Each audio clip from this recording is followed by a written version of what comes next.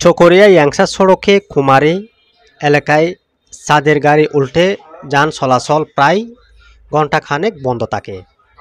সোমবার ২৬ আগস্ট বিকেল ৪টায় চকরিয়া ইয়াংসা সড়ক কুমারী ৫ মাইল নামক স্থানে মোটরসাইকেল বাঁচাতে গিয়ে তৎক্ষণিক উল্টে যায় এ চাঁদের গাড়ি।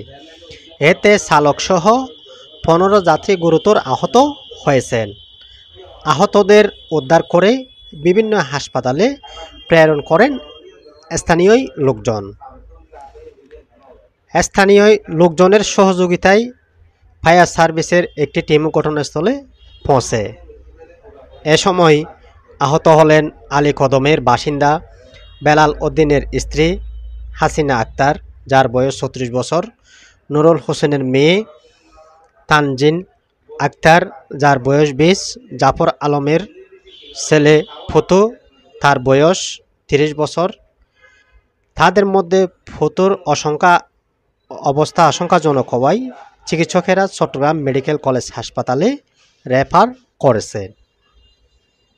News desk, FTV.